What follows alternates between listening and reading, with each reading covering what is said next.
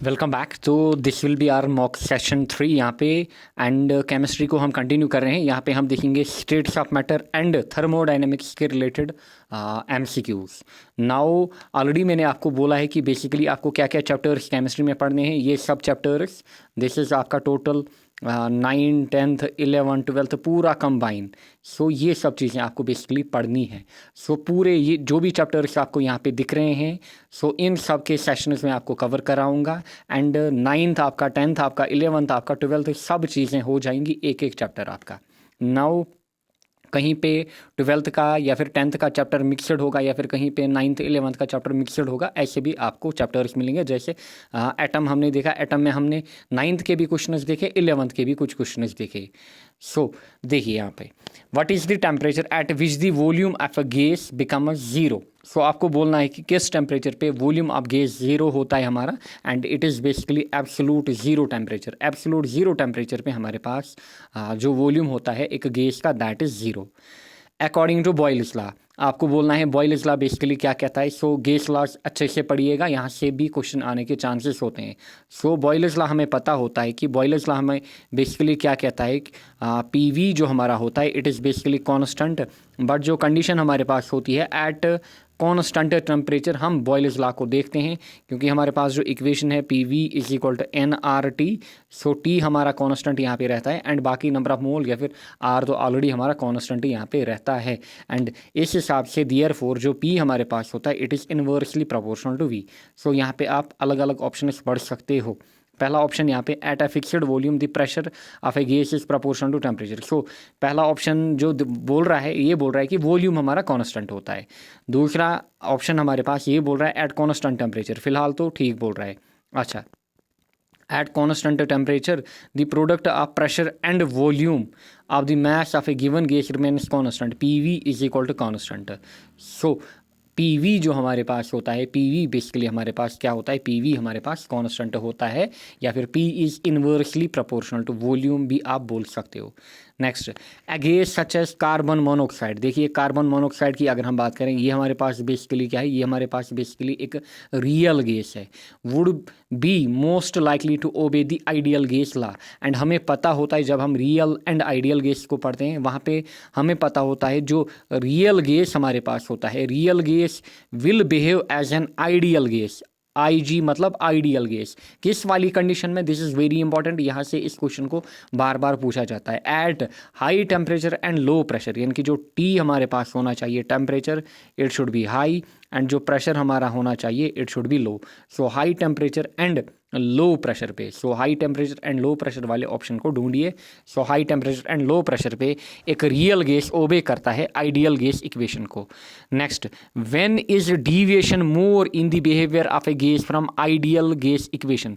So ideal condition से कब यहाँ पे गैस जो है वो डीविएशन शो करता है, किस वाली कंडीशन में, ये जो कंडीशन है इसका बिल्कुल अपोजिट होगा। देयरफॉर अगर यहाँ पे temperature high and pressure low था, देयरफॉर यहाँ पे जो टेम्परेचर होता है it should be low, and जो प्रेशर हमारे पास है अगर ये हाई होगा तब एक हमारे पास जो गैस होगा वो डीविएशन शो करेगा किससे, आइडियल गैस इक्वेशन से। सो T is equal to low हमारा, एंड प्रेशर जो हमारे पास होना चाहिए इट शुड बी हाई। क्यों, अब ऐसा क्यों होता है, क्योंकि अगर प्रेशर हमारा हाई होगा, देयरफॉर जो फोर्स ऑफ अट्रैक्शन होगा गैस मॉलिक्यूल्स के बीच वो ज़्यादा होगा। सो F ज़्यादा होगा, उसके कारण क्या होगा, जो गैस मॉलिक्यूल्स होंगे वो आपस में क्लोजर आएंगे। Therefore at low temperature and high pressure, low temperature and high pressure को ढूंढिए। Low temperature and high pressure. Internal energy and pressure of a gas per unit volume are related as. सो ये basic सी equation है। P हमारे पास जो होता है इट इज़ 2/3E। सो ये हमारे पास है रिलेशन किसके बीच, pressure and internal energy E, या फिर आप U भी लिख सकते हो। According to kinetic theory of gases, the absolute temperature is a measure of kinetic energy of molecule.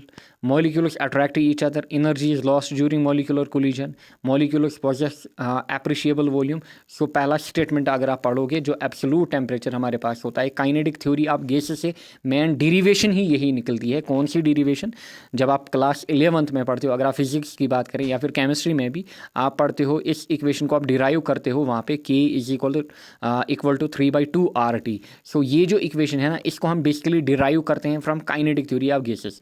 यहाँ से क्लियरली आपको पता चल रहा है जो काइनेटिक एनर्जी है it is directly proportional temperature, या फिर absolute temperature is a measure of kinetic energy. Absolute zero is defined as the temperature. So absolute zero हमारे पास वो टेम्परेचर होता है जिस पे मॉलिक्यूलर मोशन बेसिकली सीज हो जाता है, क्योंकि इस टेम्परेचर पे जो वेलोसिटी होती है गैस मॉलिक्यूलर की वो ज़ीरो हो जाती है, या फिर आप बोल सकते हो काइनेटिक एनर्जी ज़ीरो हो जाती है। अगर काइनेटिक एनर्जी ज़ीरो हो गई देयरफॉर हम बोलेंगे वेलोसिटी ज़ीरो होगी, देयरफॉर मॉलिक्यूलर मोशन जो होगा वो सीज होगा पार्टिकल्स का।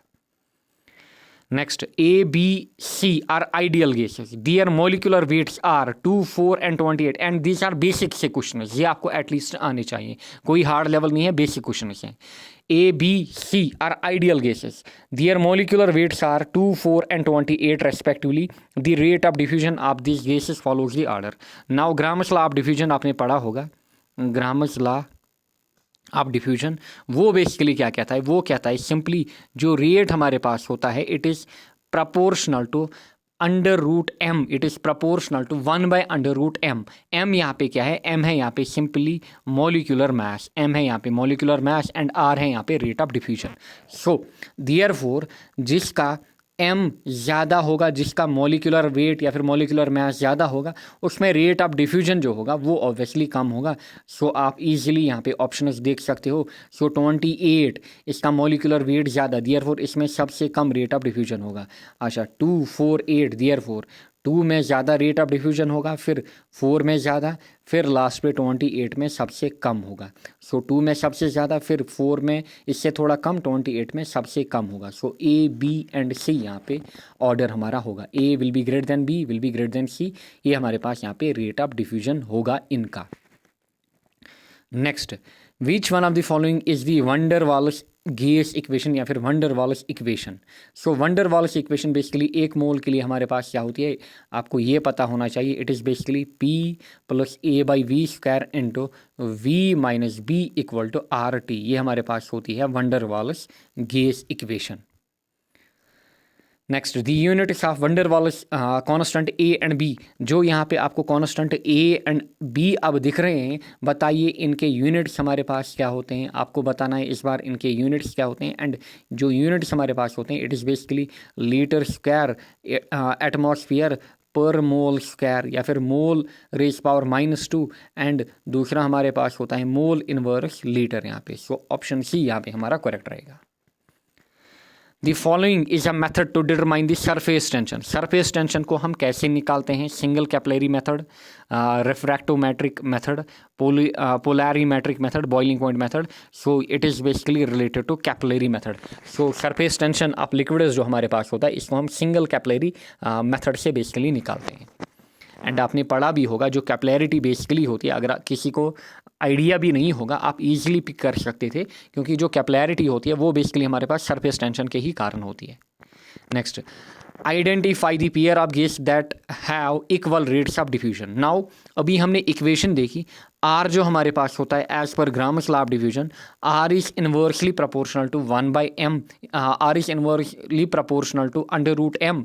इसका मतलब देयरफॉर ये बोल रहा है कि किस पेयर में जो गैसेस हमारे पास गिवन है जिनमें रेट ऑफ डिफ्यूजन इक्वल होगा। So rate of diffusion will be equal जब हमारे पास m1 will be equal to m2, यानी कि अगर फॉर एग्जांपल पहले कंपाउंड का मॉलिक्यूलर मास हम m1 लेंगे, दूसरे का m2, m1 equal to m2 आना चाहिए। सो डायरेक्ट मैं ऑप्शन पे जाऊँगा क्योंकि इसको करने में अदरवाइज टाइम लगेगा। हमारा जो करेक्ट ऑप्शन यहाँ पे है it is N2O and CO2। अब देखिए कैसे, देखिए N2O जो हमारे पास होता है सो it is 2 times nitrogen and 1 time oxygen. So 2 times यहाँ पे नाइट्रोजन, नाइट्रोजन का मॉलिक्यूलर मास 14 यहाँ पे, प्लस ऑक्सीजन का 16, करिए 2 × 14 कितना हो गया 28 + 16, this is equal to 44 unit. अच्छा CO2 की अगर मैं बात करूँ, कार्बन डाइऑक्साइड, अच्छा इसमें कार्बन एक बार यानी कि 12 प्लस ऑक्सीजन 2 बार, ऑक्सीजन 2 × 16 यहाँ पे, सो 2 × 16 हो गया 32 प्लस 12 यहाँ पे 44। सो इन दोनों में हमारे पास m1 is equal to m2, therefore इन दोनों में जो रेट ऑफ डिफ्यूजन होगा वो इक्वल होगा। एंड वहाँ पे मैंने आपको सिंपल सी ट्रिक भी समझाई थी। देखिए हाइड्रोजन ये हमारा हीलियम, फिर lithium, beryllium, boron, carbon, nitrogen, oxygen, fluorine, फिर नियॉन। यहाँ पे इतने कंपाउंड्स का आपको इतने एलिमेंट्स का बेसिकली आप इजीली याद रख सकते हैं। हाइड्रोजन, हीलियम, देखिए हमारे पास जो मॉलिक्यूलर मास होता है हाइड्रोजन के लिए 1, हीलियम के लिए 2। फिर यहाँ से देखिए 7 9 11, 7 9 11, देखिए 7 9 11, फिर यहाँ से 12 14 16। सो इन तीनों का आप एक साथ याद रख सकते हैं। फिर यहाँ पे 19 एंड 20 ऐसे आप इजीली याद रख सकते हो। 7 9 11 12 14 16 19 20 ऐसे आप इजीली याद रख सकते हो। एंड आप इजीली यहाँ पे मॉलिक्यूलर वेट या फिर मॉलिक्यूलर मास निकाल सकते हो। समझ में आया होगा। देखिए नाइट्रोजन का कितना 14, अच्छा ऑक्सीजन का कितना 16, कार्बन का कितना यहाँ पे 12। यूनिट ऑफ एंट्रोपी, एंट्रोपी की अगर हम बात करें, एंट्रोपी का यूनिट हमारे पास simply joule kelvin inverse mole inverse या फिर जूल पर केल्विन मोल। सो ये हमारे पास होता है यूनिट किसका, एंट्रोपी का। एंड बेसिकली जो हमारे पास चेंज इन एंट्रोपी होती थी वो किसके बराबर, del Q upon del T के बराबर। Which of the following pairs of a chemical reaction is certain to result in a spontaneous reaction. Spontaneous reaction में हमारे पास यहाँ पे बताइए कौन सी कंडीशन होगी। सो अगर हम स्पॉन्टेनिटी की बात करें, हमारे पास डेल एच बेसिकली कितना होना चाहिए, डेल एच हमारे पास नेगेटिव होना चाहिए। एंड डेल एस की अगर मैं बात करूँ इस कंडीशन में हमारे पास पॉजिटिव, या फिर अलग अलग कंडीशन से आपको समझाते हैं। देखिए आपको अलग अलग कंडीशन समझाते हैं जो मैंने आपको टेबल दी थी, अगर आपको याद होगा यहाँ पे मैंने आपको ऊपर कंडीशन लिखाई थी। एंड यहाँ से डेल एच, फिर यहाँ से डेल एस, फिर यहाँ से डेल जी। अच्छा फिर यहाँ पे मैंने आपको लिखाया था स्पॉन्टेनिटी, स्पॉन्टेनिटी हमारे पास क्या होनी चाहिए। एंड यहाँ से टेम्परेचर भी लिखाया था, टेम्परेचर भी लिखाया था। नाउ देखिए कंडीशन, कंडीशन हमारे पास हैं 1 2 3 एंड 4। पहली यहाँ पे एनी कंडीशन, कोई भी कंडीशन हो सकती है। दूसरी कंडीशन में हमारे पास जो डेल एच है, अगर ये है greater than T del S. अच्छा अगर हमारे पास अब टी डेल एस है greater than del H, and last हमारे पास नेवर, यानी कि स्पॉन्टेनिटी नहीं होगी, देयरफॉर नॉन स्पॉन्टेनियस वाली कंडीशन। देखिए देखिए ये टेबल आपको मस्ट है याद रखना। अच्छा डेल एच हमारे पास negative negative positive positive, del S हमारे पास positive negative positive negative, del G यहाँ पे है डेल जी, देखिए del G change in Gibbs free energy. अच्छा नेगेटिव नेगेटिव पॉजिटिव, अब ये जो कंडीशन होगी ये हमेशा स्पॉन्टेनियस होगी, ये कंडीशन भी हमारे पास स्पॉन्टेनियस होगी, ये कंडीशन भी हमारे पास स्पॉन्टेनियस होगी, ये हमारे पास नॉन स्पॉन्टेनियस कंडीशन होगी। अच्छा temperature, it should be any temperature, यहाँ पे लो टेम्परेचर होना चाहिए, यहाँ पे high temperature, and it is never, ये हमारे पास नेवर वाली कंडीशन है। सो इतना बेसिकली आपको याद रखना है। नाउ देखिए स्पॉन्टेनिटी के बारे में बता रहा है यहाँ पे, स्पॉन्टेनिटी के बारे में बता रहा है यहाँ पे। देयरफॉर स्पॉन्टेनिटी में हमारे पास जो मेन चीज़ है, डेल एच हमारे पास नेगेटिव एंड डेल एस हमारे पास क्या positive, del H negative del S positive, ये हमारे पास जनरल कंडीशन है। एनी कंडीशन, ये हमारे पास एनी कंडीशन है। Therefore exothermic and increasing disorder, exothermic and increasing disorder हमारे पास, एक्सोथर्मिक एंड इंक्रीजिंग डिसऑर्डर हमारे पास। Next reaction occur spontaneously if, एक रिएक्शन स्पॉन्टेनियसली ओकर करेगी, बताइए कब। सो हमारे पास इक्वेशन है, अभी आपको बोला जो हमारे पास जनरल इक्वेशन होती है डेल जी की, it is del H minus T del S, फिर इसी से आप कंडीशन निकालते हो। So reaction is spontaneous if, बताइए हमारे पास रिएक्शन स्पॉन्टेनियस होती है। सो देखिए देखिए वेट ए सेकंड। अच्छा पहले हम देखेंगे डेल एच वाली कंडीशन क्या इसने दी है। अच्छा पहले दिया है इसने T del S less than del H, इसका मतलब ये del H greater than T del S, but इसने बोला है del H and del S are positive, but इसमें हमारे पास कोई भी पॉजिटिव यहाँ पे नहीं है इन दोनों में से। सो हो गया ये ऑप्शन हमारा यहाँ पे रॉन्ग, पहला ऑप्शन रॉन्ग। दूसरा T del S greater than del H, देखिए ये condition T del H greater than del H, इसमें ये बोल रहा है del H positive del S negative, del H positive del S भी पॉजिटिव। सो ये ऑप्शन भी गया। नेक्स्ट आइए T del S greater than del H, टीड ये वाली condition T del H greater than del H, इसमें हमारे पास वो del H and del S are positive. So देखिए डेल एच भी पॉजिटिव, डेल एस भी हमारे पास पॉजिटिव होना चाहिए। सो ऑप्शन सी हमारा करेक्ट रहेगा। ये हमारे पास स्पॉन्टेनियस कंडीशन बनेगी। एंड स्पॉन्टेनिटी, नॉन स्पॉन्टेनिटी, सब चीज़ें वहाँ पे समझाइए क्या होती हैं हमारे पास, या फिर अगर आपने कहीं से नहीं पढ़ा है एटलीस्ट ये सब चीज़ें पढ़ के जाइएगा, क्योंकि आपका 12th मेंशन किया गया है। Now the reaction is a non spontaneous in at all temperature. So बताइए हमारे पास रिएक्शन कब होती है non spontaneous? Del H positive, del S negative, del G positive यहाँ पे। सो बताइए कब हमारे पास होती है?